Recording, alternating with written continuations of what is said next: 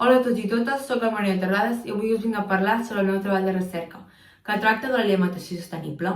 Jo durant la Covid-19, avorrida a casa i sense poder sortir, vaig començar a cercar sobre diversos temes i vaig trobar una notícia que parlava sobre la relació que té l'alimentació amb el medi ambient.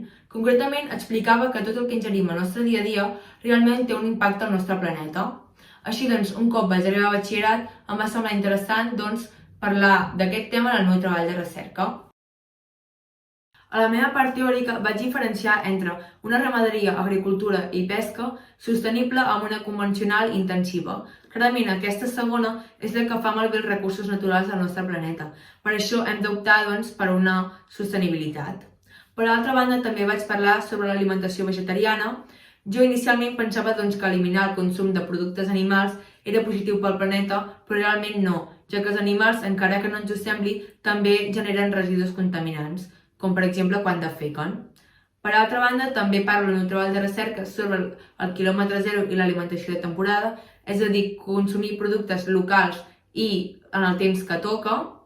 Per altra banda, també exposo com nosaltres, els consumidors, podem anar a comprar de forma sostenible, per exemple, comprant envasos que no siguin de plàstic, o en comptes de portar la nostra bossa de cotó, que encara que ens sembla que és més sostenible que les de plàstic, no ho és, i que aquesta requereix una gran elaboració i procés de producció previ, per exemple, molta energia, molta aigua. El millor que podem fer és portar les nostres bosses de plàstic de casa reutilitzades. Per últim, a la meva part pràctica, parlo sobre les alternatives sostenibles en l'alimentació, ja que molts científics es comencen a plantejar noves formes de menjar les quals no tinguin un impacte ambiental. Per exemple, es parla sobre la carn de laboratori, l'alimentació 3D, l'alimentació d'algues o d'insectes, entre d'altres. A la part pràctica, vaig anar a visitar un establiment sostenible, concretament una agricultura ecològica a l'Empordà.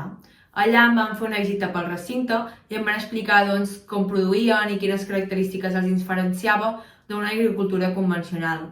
Al final de la visita jo vaig fer una comparació entre els preus ecològics d'aquest establiment i els preus del supermercat Bon Preu, que és un supermercat força referent de Catalunya. Vaig arribar a la conclusió que malauradament els productes ecològics són molt més cars que els productes sostenibles. I per això nosaltres tendim a comprar el barat i, per tant, allò que fa malbé el planeta.